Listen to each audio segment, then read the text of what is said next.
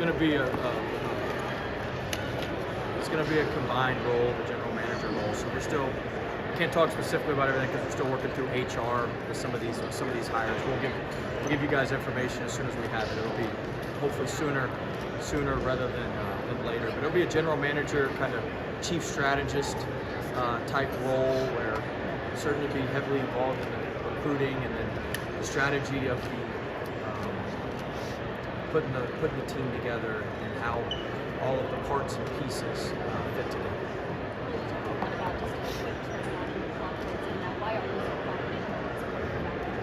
We got everything we need to compete and win. We got everything we need. We've got the relationships and the resources to get the players. And so this is a player's game.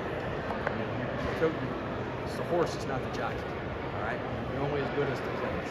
And so we've got everything that we need to go attract the best players in the country. And starting tomorrow morning, that's what we're going to go do. So first order of business, I got to finish the staff. We got to finish the staff, and then we got to recruit, and then after that we got to get the schedule done. It's the first order of business. And try to have the program. We're in some transition period, and so we won't have the program fully up and operational until summer school starts. May 15th. But when summer school starts, we hope to have everything up and operational. So your wife in red and putting up the Wolf family. How does she feel about all this? She's good. She's enjoying it. She's happy to be close to home in Charlotte, where her family is, and all of my daughters' friends are. So it should be. She's excited. What's your philosophy for building the roster in this era of high school? I mean, look, we want to. We're gonna have to be a little portal heavy to start, but in a perfect world, you get 2 or 3 freshmen, 1 impact freshman, a couple developmental freshmen, get 3 or 4 out of the portal, and you're able to retain over half the roster. That would be that's the formula for building a good program and a good team. The first 2 years, that's not how this is going to be. We're going to have to go portal heavy this year, get some freshmen as well, see who wants to stay, and then we'll hopefully by year 3 we'll be able to. We're going to have to bring in 2 or 3 freshmen, 3 or 4 portal guys, and we'll have guys that are staying and taking those guys.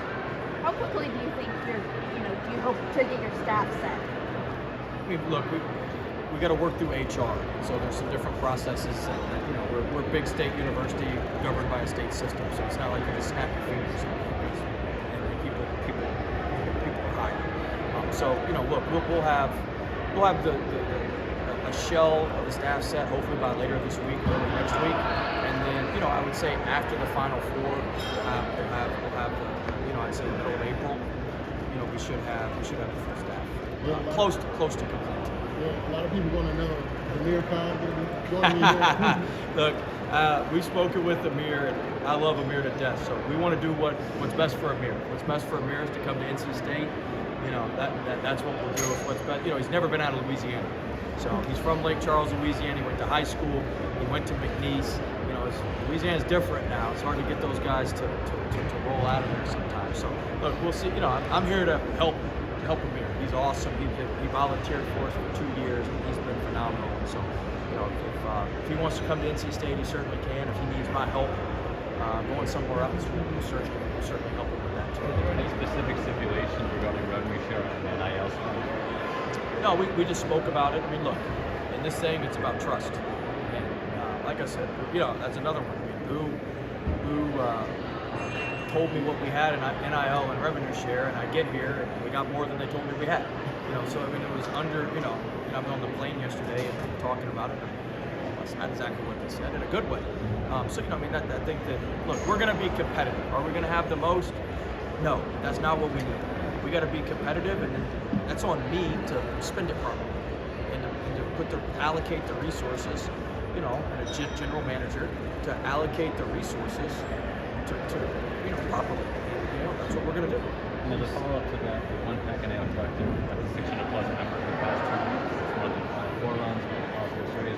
What does that say about the fan support wanting to see the program take that next level of consistency? Yeah, I mean, they want to win, and we're going to win. And so, I think that support speaks volumes. We love the fans. We love our fan base. And, look, the foundation to winning right now is collectives and revenue share. And that's That's how you win. And so to have that as a head start is huge. In your eyes, what does an NC State win look like? I'm sorry. In your eyes, what does an NC State win look like? Well, it depends on what position. Yeah. Every position's a little bit different. But I mean, look, in just in overall characteristics, standpoint. One, I really like kids who've overcome adversity. I think if you've overcome adversity in life to get here, you're going to, you're going to be able to overcome adversity when you're on the court. You want guys who are gritty, grimy, guys who are tough. Guys who are going to get their hands in the. I always say don't put championship rings on smooth fingers. You got to get your hands in the mud, and you got to be able to dig in there. So we want guys that are going to do that and represent who we are. Was there any concern from you after Coach Keith was fired from taking the team to a Final Four after several decades to come to NC State? No, I mean, look, we're here to build a consistent winner. We don't want to be a flash in the pan. Coach Keith has an incredible run. He did a really, really good job here. Somebody I've known since he was a heart-great military kid. The expectations are pretty clear. That here's the thing: if we can build a consistent winner, it'll break your way sometimes. You look at the Virginia team that won the national title. That wasn't his best team. He'd probably tell you that. But he kept being at the top. He kept winning the ACC. But really, he was in the top 2 or 3 of the ACC every year. Kept getting protected seeds in the NCAA tournament. And eventually, the bracket breaks your way. I think that's what we want to do here at NC State. We want to consistently, be in the top 4 in the ACC starting next year. And then we want to consistently get good seeds in the NCAA tournament. If we do that, for 5 straight years, one of those years is going to break our way. 2 or 3 of those years we'll probably go to, maybe the Sweet 16, Elite 8, and one of those years we'll probably get upset in the first round. That's just the way the tournament. I mean, that's just the reality of it. That's just the way that deal works. And so, look, it's like winning the lottery. The more ping pong balls you put in there, the better chance you got to win the thing, right?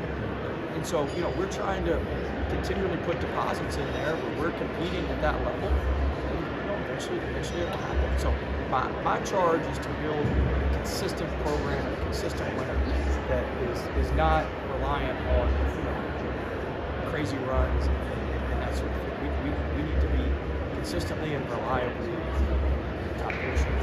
You mentioned the new basketball, portal, all the. Can you talk a little bit about how you think the mix of first-year players coming in, players that you have for multiple years, how do all those mix together now in today's world? I mean, look, the difference today is you're no longer building a program, you're just building a team every year.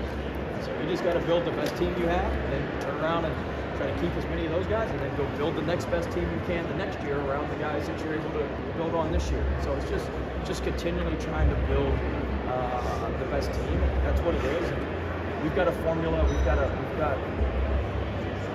intel on stuff that allows us to do that. And what did you chance to meet with the current players? I landed at 3 and met with the team at 4. The first thing we did was go see the team. How did that go, and what was your message? You have to ask them. But no, I mean, look, I was direct. I told them, hey, this is what I believe, and this is their basketball. This is why I'm here, and here's what you're going to get if you choose to stay. So, I mean, as y'all know, as you may not know, but I guess you'll find out. I'm a huge advocate of the player movement. I'm not against the transfer portal. I'm not against any of this stuff. So, I told someone, hey, put your name in the portal. We'll still meet. I got some individual meetings tomorrow with a lot of the guys, and we'll still meet. And still want to come back, that's fine. I'm not one of those once your name's in the portal, you can never come back. Like one of our best players in the East put his name in the portal when I got the job. Came back, he was a 2-time defensive player of the year. What an idiot I'd be to just cast him off, right? This is stupid. But so, I told him, hey, you put your name in the portal, and we're still going to meet. So, look, we want guys who want to be at NC State. We want people that are excited about being at NC State, excited about what we're about to do and the road that we're getting ready to whoever that is, we'll coach them and love them up, get them ready to compete at the top of the ACC. How important basketball? Just enjoy it. I enjoy being around the players. I get energy being around the players. I get energy being around my staff. I enjoy being around my staff. My staff, ask about my staff. I'm going to get people I enjoy being around. I want jerks. I want people that I enjoy being around. So I love kind of fitting the puzzle together and figuring out all the pieces every year. And so that sort of stuff gives me Is your wife into burn any pirouette here? She burned that a long time ago. We've she's not. Now the good news is my daughter hates too. But just joking. But no, she hasn't. I don't know if she's in North Carolina or something. You mentioned shooting to Mount Waters, Justin Tuo, different guys over the years. What's a trendsetter or a pulse setter for you? Yeah, I mean, look, we've got to look. You got to get you got to get somebody you can build around and recruit, right? You got to have one main call that you can build around, and that's what we're going to try to. That's what we're going to try to go find and ascertain here relatively shortly. Will, how have you learned to balance confidence and top? This is the last one. I mean, look, I think confidence is the way I define that is being secure in yourself. What got me in trouble was thinking that this had to happen this way. If I didn't get this, it was going to be the end of the world. Confidence is yeah, I want this, but if it doesn't go this way, I'm not going to take a shortcut. There's another way to go get the same thing done. This isn't life or death. This isn't the end. So I think that's the balance between cockiness and confidence. I'm still very confident, as you can probably tell. But we're not backing down from anybody. But we're not gonna blur any lines. We're not gonna think that we're invincible and everything's just gonna work. Thanks, Coach. Thank you.